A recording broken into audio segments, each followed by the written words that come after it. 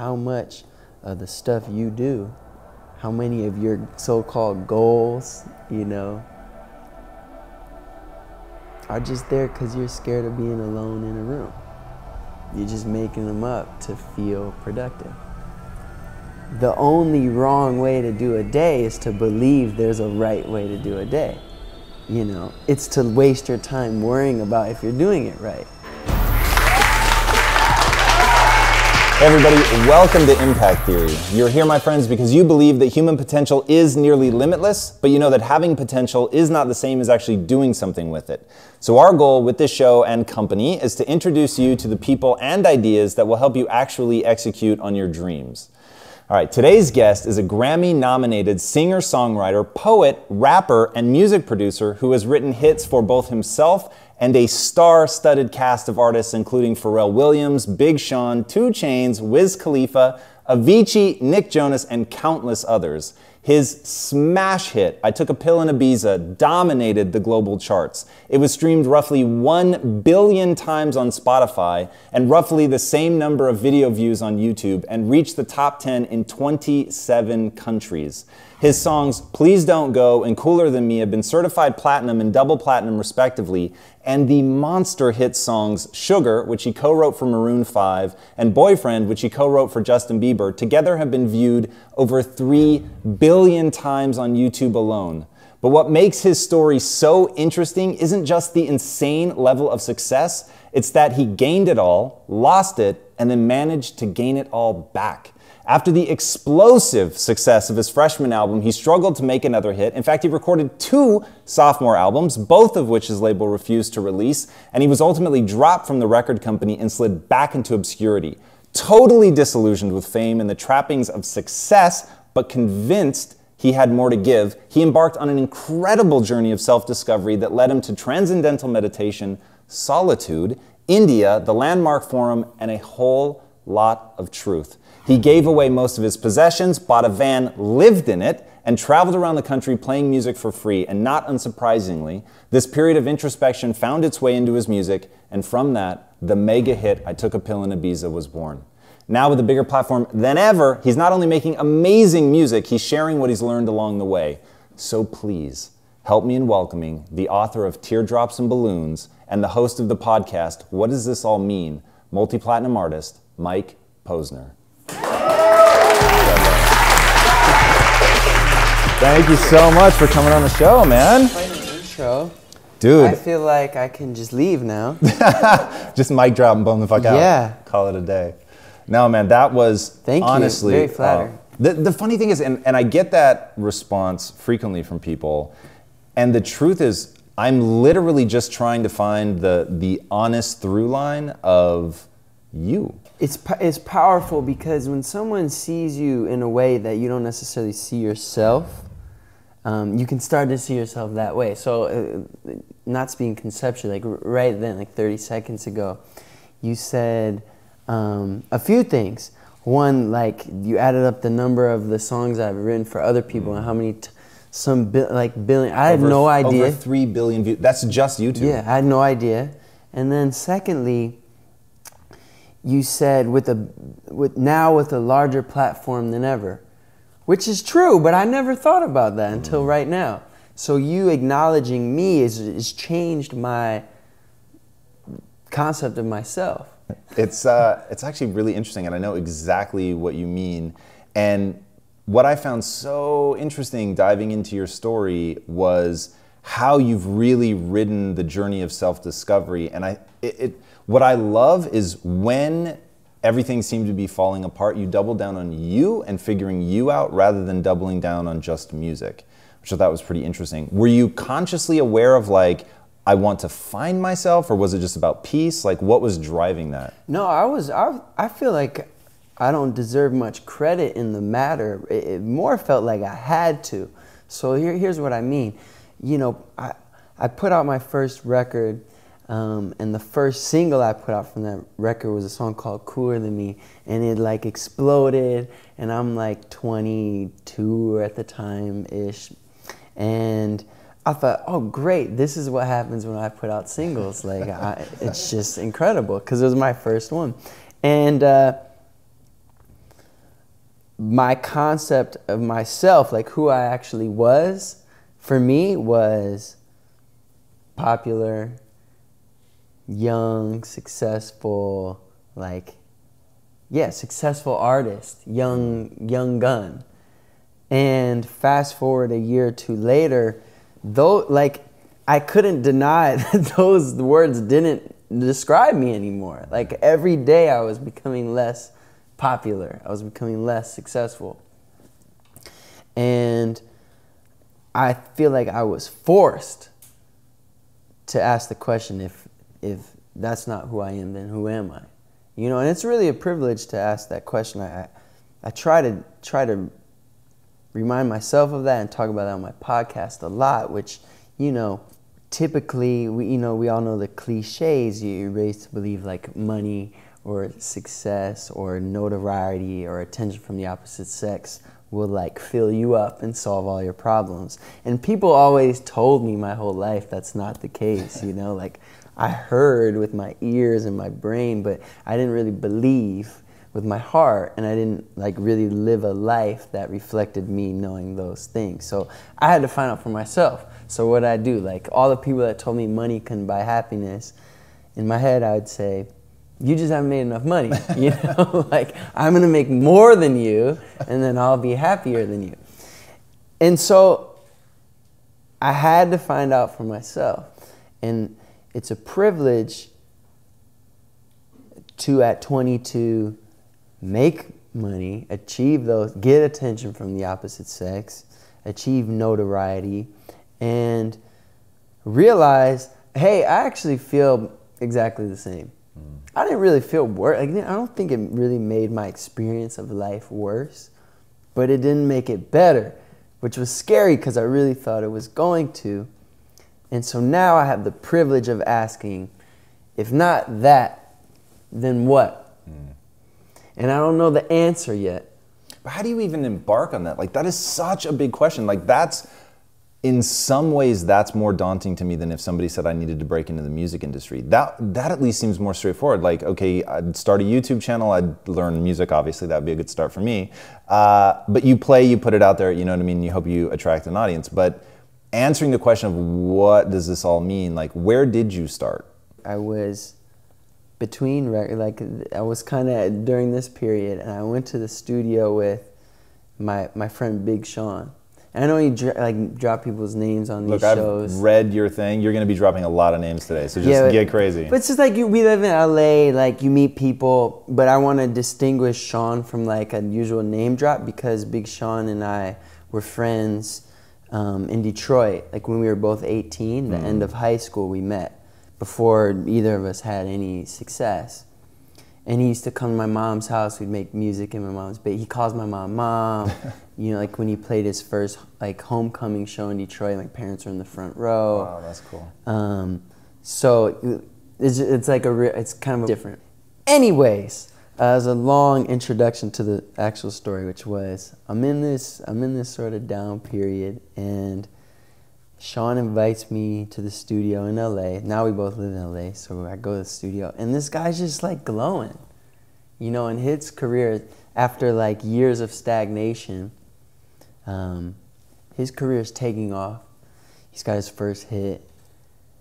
And he's one at this, like when I saw him in the studio, he was one of those guys where you just felt good being around him.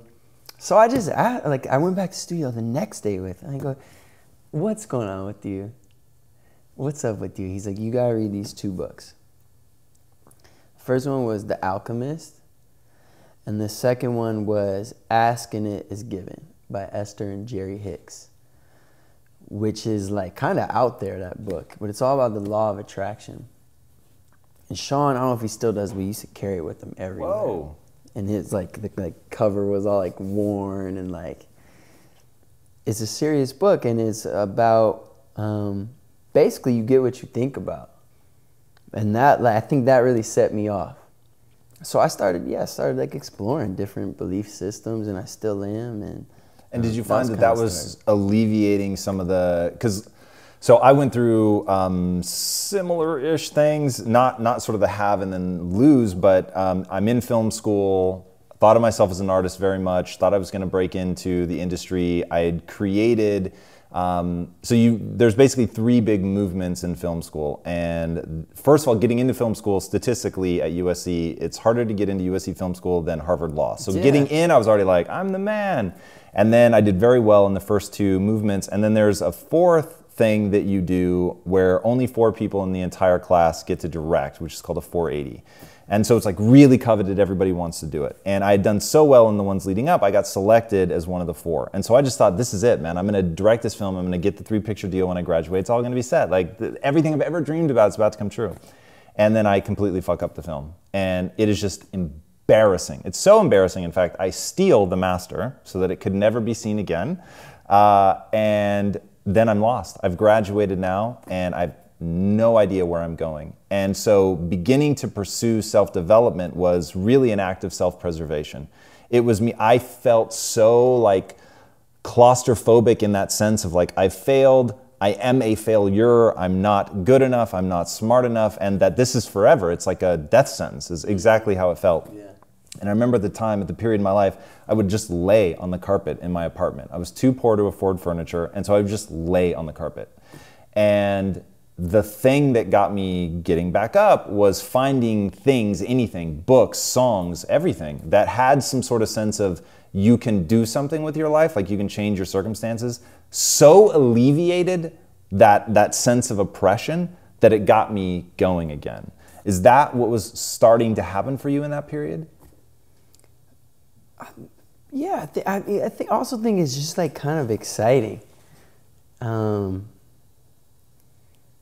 to look at life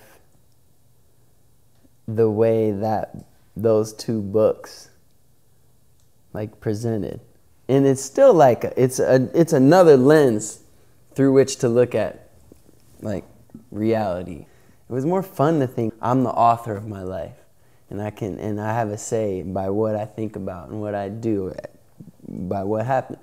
I control what my outcomes and what happens to me. It was like it was exciting to like try out. I found it so far to really be true. In that you are the author of your own life. Yeah, and I think that I always believed I was gonna have another like wave in the music industry during that time. I'd visualize like playing on Jimmy Fallon, you know? And then like a year or 2 later, I was on Jimmy Fallon playing. So if you can author your life and make it whatever you want, like what's the plan? What do you hope that it adds up to? That's a great question. And it changes daily, you know? Definitely like a family, children. That was something that I wanted for a long time, but I pretended like I didn't, because I thought I couldn't do my career and that at the same time. And then I realized I made that up, that I can't do those at the same time, somewhere along the line. And so I think that's one of the things. I have a more gargantuan goal I'm working on now. It's sort of like so impossible it might be possible, which is to have the entire world observe International Peace Day.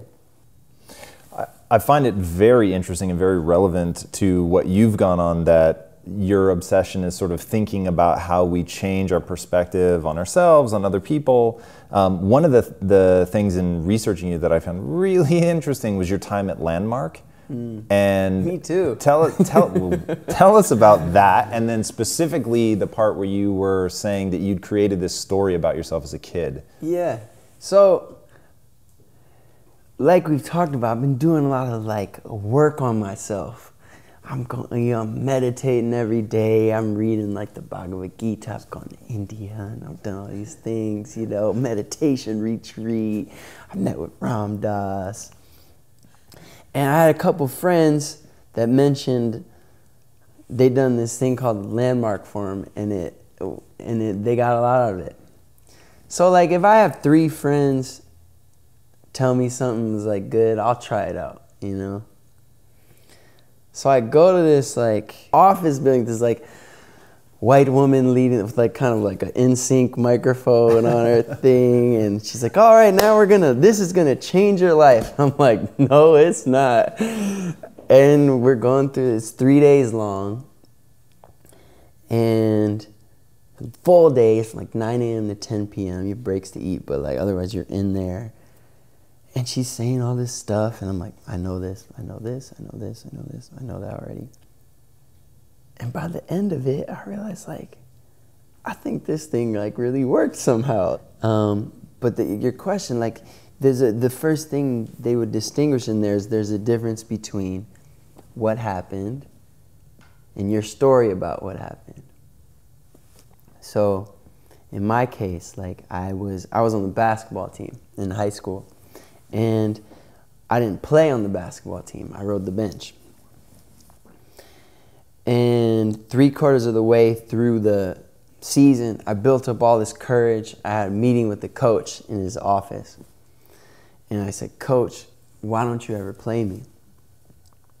And he looked at me and he goes, I don't play you because you're not good enough. And in that moment, I tried really hard not to, but I started to cry. And I was embarrassed I was crying. And in my head, I said, he doesn't know how special I am, and I'll show him.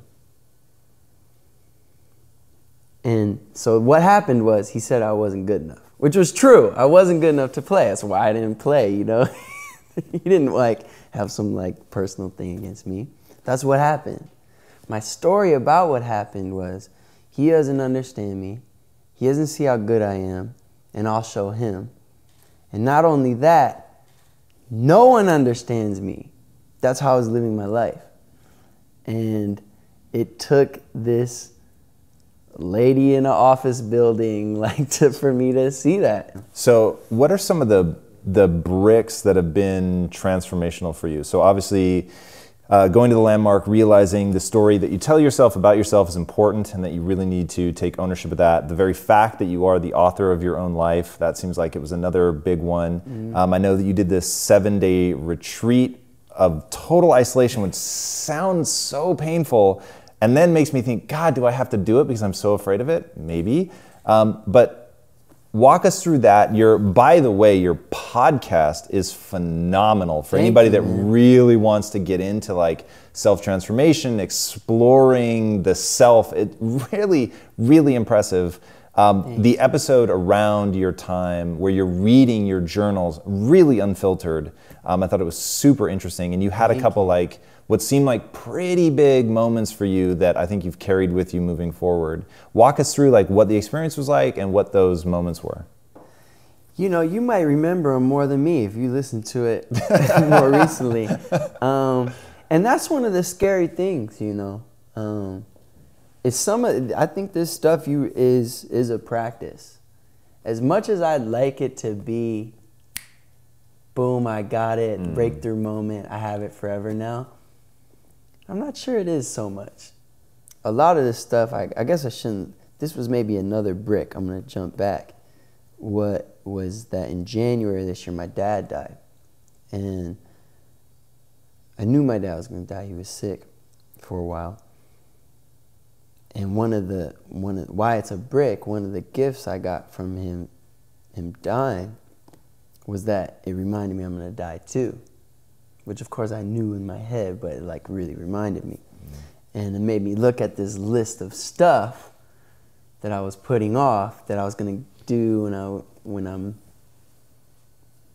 done being popular. I was going to do this stuff. I was like, no, I should probably do that now. So like on that list was like landmark. On that list was like starting a podcast. On that list was spending time in solitude. I'm just trying to like do that stuff because it's calling to me. So I Googled like where I can go for a meditation retreat that's led, and I think there's a lot of value to that. But I was just curious, like what happens when I'm totally alone? So I found this place in Colorado. It's called the Tara Mandala Buddhist Monastery. They have these like cabins that are, each one is set up for you to be like totally alone. So I get to the monastery, this guy Pema, sweet dude, he's like, put your stuff in the back of the truck, drives me up. He's like, here's the wooden stove, here's like the axe. there's a radio, like if you're dying, call us, but if not, like do your thing. And he just left me. And there was no like guidance, man. He was just like, see you in a week. And there was a clock there, but I thought, well, since I'm here, I'll see what it's like without clocks too. And I put that in the drawer. And I never took it out. And so there's like a meditation cushion there, and I sit on it, close my eyes. And the first thing my mind does is starts to make up tasks for me to accomplish. So I'm sitting there, and it's like, you know, there's some spices that whoever was here before you left, you should really like organize those and put them in like the right order, maybe alphabetical. And it's like, you know, you haven't exercised today, you should probably like run up that hill 3 times, you know. How many of your so-called goals, you know, are just there because you're scared of being alone in a room? You're just making them up to feel productive. There's a quote, I think it's Blaise Pascal. He says, I might have a word or two off. He says, all of man's problems stem from the fact that he cannot sit quietly alone in a room. It turns out, man, it's like really hard to do that, you know. So that was one lesson, you know, and there were periods, I don't want to glorify them, and there were periods of like real boredom's not strong enough, like despair when I was there. If I remember right, you said at one point you actually, for a few minutes, considered suicide as a reasonable option. Oh, and that is another lesson. So like, this one day, I'm going to get to it. So I wake up one day, this may be the day 2, and like, I have my options. I'm going to wake up, I'm going to go to the bathroom in the outhouse, I'm going to meditate, I'm going to drink water, I'm going to go for a walk. And I can't decide what order to do those in. Like literally that, because no one else is there to talk to, and no one, so I'm watching my mind. Like that's the show. And this is what my mind does all the time, but I'm really noticing, like, that's how I live my life. Normally, I can't decide what to do. Am I doing it right is the real underlying question. And that implies that there's a right way to do life. And so that was like lesson 2 was the only wrong way to do a day is to believe there's a right way to do a day. You know, it's to waste your time worrying about if you're doing it right. That's the only wrong way, you know? So then I decide, tomorrow, I'm going to just do what I want the whole time. So I wake up, crack of dawn, sun's not up yet, and I'm looking at everything around me is changing. Even the body, like this body's different than it was a year ago. Even like these fingernails are longer than they were when I got here. I'm noticing everything's changing except for like the I in me, and I've tried to change that, but it doesn't work. And so, you know, people throw around that word like present. Like I felt present. But then I realized I always will be present. So the rest of my life will just be exactly like this. So then the next thought was like, well, why do you have to live the rest of the life then? You know what it's going to be like. And how do you get out of the present? I don't know if you can. So that's when I thought about, well, there's a knife in the like kitchen area. And I was like, nah, you should probably just like sleep this one off, dude. And so I wasn't like really, I want to be clear, I wasn't like really close to killing myself. Sure. But I thought about, I'm thinking about these things, like the real heart of like existence, like what it means to be alive, and presence, and what it means to actually be present, like not in the future, not in the past. Have you read Nelson Mandela's Long Walk to Freedom? Dude, read it. You will love the book of this, I assure you. And he talks about solitary confinement and what it does. And he goes into this whole diatribe, which as I was listening to your podcast, I was just like, oh my God, the human mind cannot deal with boredom. Like, it is just wired to never allow itself to be bored. And that's why the ultimate punishment is to put somebody into solitary. Oftentimes they start hallucinating. I was actually waiting for a story about you having some hallucinations, and maybe because you had nature and all that, and you were journaling, that probably helped. But when people are really, really like locked down, like isolated, that literally when there's no transition from night to day, like the human mind just is not wired for that. So it's really interesting that that level of isolation had which by the way, those were I'll say the two sort of key breakthroughs that you talked about in the podcast.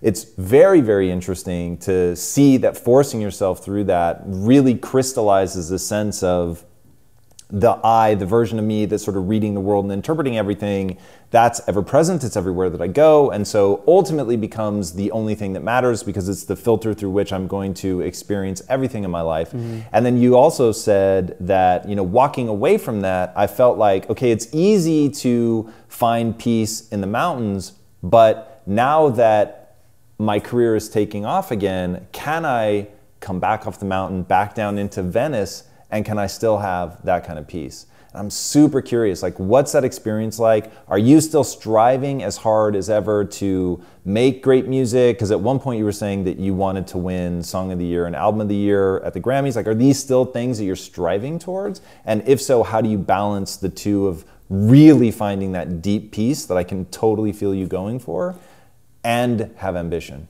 That's a great question. I'm starting to kind of just make peace with my ambition. Meaning not trying to get rid of it. Not trying to get rid of it. In fact, I think that would probably make it worse, It's just part of me that's like embarrassed that I would care about like winning a Grammy. And part of me really doesn't care, But part of me really does. So what do you do with that, And so I think there's like kind of two schools of thought. One is like it's possible to like work on yourself to extricate yourself from desire. And I don't know how realistic that really is, to not have desire. If I got rid of that desire, it'd be something else, Maybe it's not necessary to get rid of my ego, or my desires, my selfishness, which all exist. We make peace with them. I think it's kind of a go back to the law of attraction thing. It's like the more you focus on like, I have this desire that I don't like, the more you're gonna get that. So I still make music. I really like to make music. It's really fun. I'm not sure I could stop. And it's tricky when you do something you love for a living and you're successful at it, which I'm blessed to be. You are too. Are you, after you get the success, are you doing this because you want more success or you still love it? Well, the answer is probably both. People, myself included, it's nice to be liked, Do I think like if everyone hated me, I could figure out how to be happy? Yeah, I'd like to think so. All right, so what I really want to know is how you express your drive. So you learned to play guitar quite late in life, if I'm not mistaken. Mm-hmm. So how did you go about that? Like, as somebody who's taken guitar lessons, that's a big task, especially if you can already create music other ways. After my first sort of like wave of popularity had crashed, I went from like doing concerts all over the world, like taking my shirt off at shows, making more money than I deserved, to like overnight kind of having like a completely open schedule. And I was just like alone in my house. And so it's kind of similar to the, solitude moment in a different way years before, which was like, what do I want to do? Do I even still want to do music? Because I don't have to. There's just nothing to do right now. It reminded me, I don't know if I had heard it at the time, but it reminds me of, there's like the Steve Jobs moment where he gets fired from Apple, and he has this moment that, hey, I actually really, even though I've been fired, I still really love what I do. And so he starts another tech company next. And I felt like that.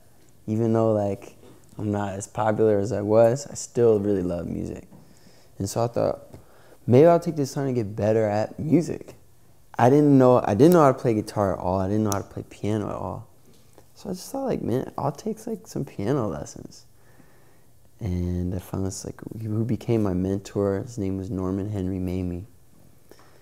And he became sort of like a father figure to me. So I just did exactly what he said. I just got really into it, and I went like that.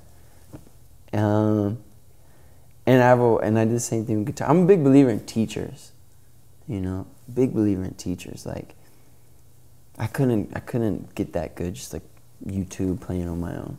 I have that guy, that relationship that I'm accountable to. Makes a big difference. How do you find a great teacher?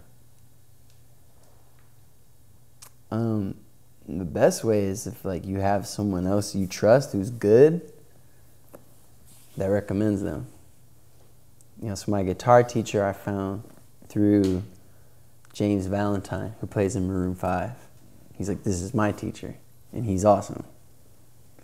You know, that's how I learned, just practicing. You know, you just gotta suck for a while, you know, but like you'll get good. It's easy to get frustrated like after a day's work, like I really worked hard on that. But like if you do that for a month, it's crazy what you can accomplish. Speaking of hard work, there's a great quote by Jay-Z, "You think I work this hard to stay the same?" You've talked a lot about like in your change, like when I think about even just the persona of you and like the Boom Chicka Wow Wow song to now, the change is incredible. Yeah. You quoted Gandhi as saying, "I have no allegiance to consistency, only to truth." The truth, yeah. There's a story Ram Dass used to tell. I don't know how true it is, but Ram Dass told a story about Gandhi that this is where the quote comes from, that he was leading a march. And there was like thousands of people following him. And there were some particular details, like it was a holiday or something, maybe something with the police or something, and he decided this march is actually going to do more harm than good. And everyone's going to him like, you can't cancel the march now. Like, you know, look. And he said, my allegiance is not to consistency, it's to truth. And so he called off the march, you know. And I think that's important, you know, it's important. And it's tough. So, like, you got to reassess. So now you have this additional layer, which is success. So for you to change could actually be really expensive, like in a really real way. How do you not get trapped by that? For instance, obviously to write another song that's in the same vein as I Took a Pill in Ibiza, it's like, I'm sure everybody wants you to do that. But then how do you stay true to where you are creatively? Like even Mansions, right? Like the way that you can line up your interviews, and even if you blocked the hair and I couldn't see that you had green hair, which you did for pretty much every interview you give on Mansions, but even if I couldn't see that, I could tell literally from the first sentence, this is a Mansions interview. Like the way you talked, like the presence that you had, everything was just different. Yeah. And so you clearly have not been afraid to make pretty radical changes in the way that you present yourself. Like honestly today, when I was doing the research, I'm like, I actually don't know who I'm gonna get. I don't know if I'm gonna get podcast Mike, if I'm gonna get Mansions Mike, you know, if I'm gonna get sort of mainstream pop Mike, like you're very capable of going in like these really, and when you're in that lane, you're crazy consistent.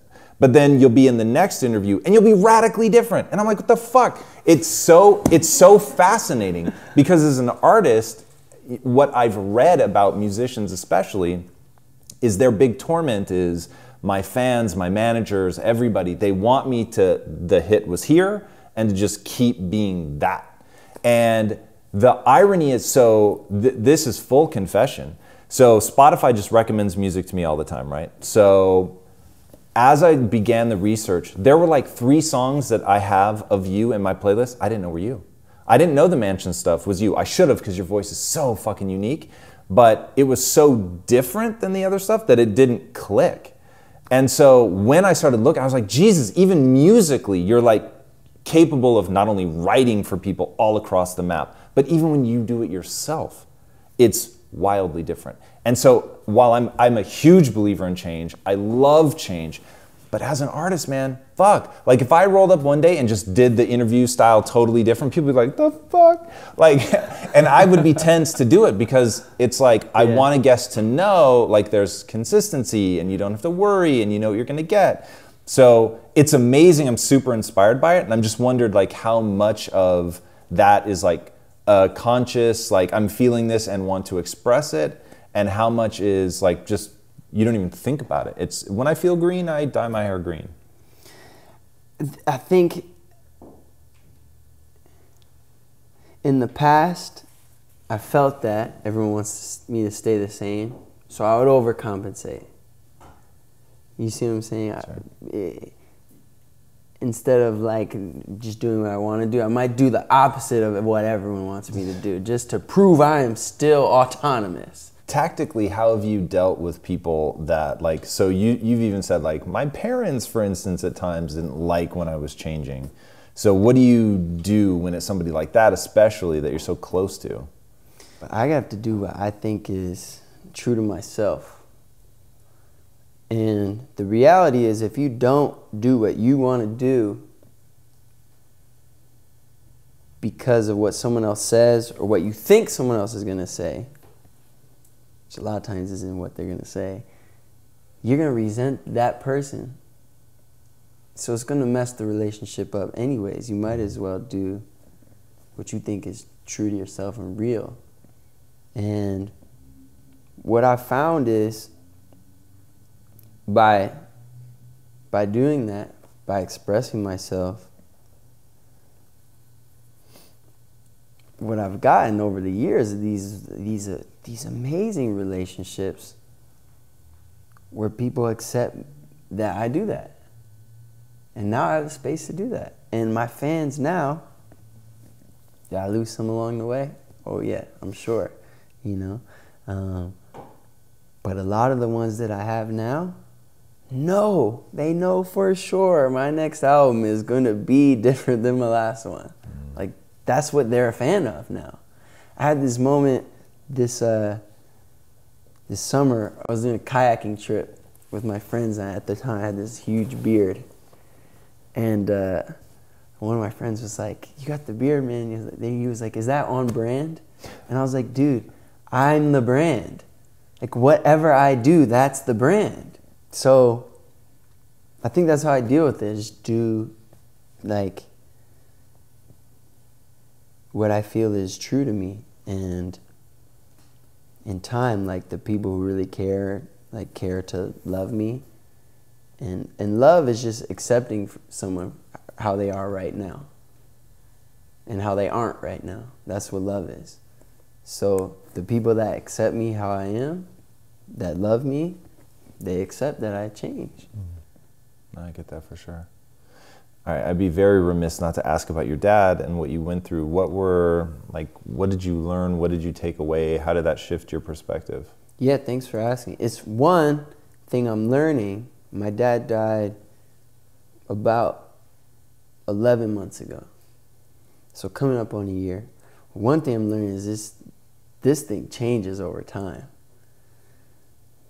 My dad had brain cancer, so he was sick about 10 months where we knew he was going to die to when he did die.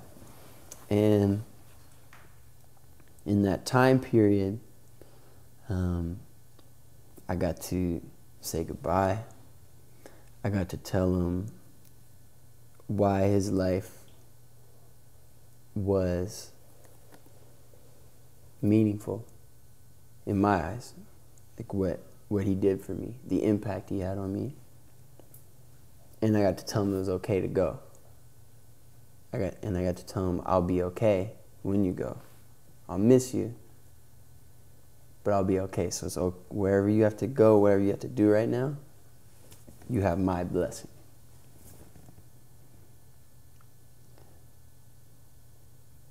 When my father passed away, I didn't feel sad. I felt like I had a father. A lot of my friends don't have fathers. Man, I had a father 29 years. I'm not going to complain because I didn't have him 30 or 31. And I had an amazing father, you know. And so I remember his funeral, and like we had all the family over to celebrate, and I just thought it was like the most beautiful day. That everyone we love was here honoring Dad, and everyone I love is around me, and I had a dad. It was a celebration. And the relationship I have with my mother now,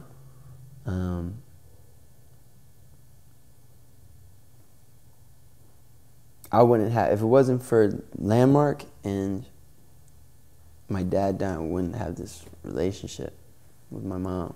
All right, before I ask my last question, where can these guys find you? Oh man, it's all under my name, Mike Posner. I think I have, just like all the social media ones, it's just my name. Nice and simple. Mm-hmm. All right, what's the impact that you want to have on the world? I'd like to start with that International Peace Day. You know, I think that if we could achieve that as humans, and I don't want it to be if that ever were to happen, which I think it can, it wouldn't be like Mike did that, you know. It would have to be a lot of people working on it, and hopefully like I'd just be a part of it. But yeah, I think if that happened, I would feel fulfilled, like I made a difference. I don't want to die feeling like I didn't give everything I had. I got scared somewhere and I didn't try that idea. So I want to start there, and then if that happens, I'll think of something else. Sounds good. Yeah. Awesome, man. Thank you so much for coming on the show. It was incredible. That's cool.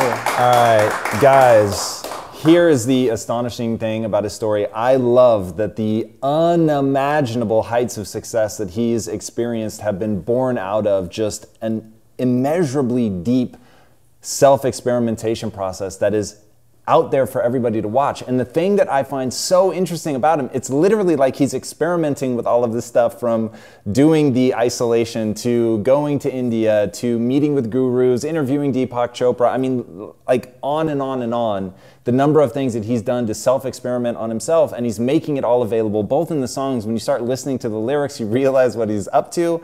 The poetry is unbelievable, by the way, and I'm normally super skeptical about people saying that they do poetry. Check out his book, Teardrops and Balloons. It is incredible, and he's about to launch an album where he's actually performing the poems in live concerts, which, having heard him perform one of the poems, it's unbelievable. His performances are as amazing as the poetry is in and of itself. So check it out. Go on this journey with him. Follow his podcast. It is incredible the way that he's inviting people into his world as he really does experience a self-transformation, to reflect back on it, to share his journal entries. All of it is so raw. It's insane. So if you've ever wondered about this stuff for yourself, there is somebody right now going through all of it for you, sharing it and sharing what's working, what's not working. It's absolutely incredible. All right, guys, if you haven't already, be sure to subscribe. And until next time, my friends, be legendary. Take care. Thank you. What's up, Impactivists? If you've ever failed your New Year's resolutions, we've created a free guide just for you, the Resolution Reality Checklist. It teaches you how to write smarter resolutions that you will actually crush this year. You can download it today at info.impacttheory.com/resolutions.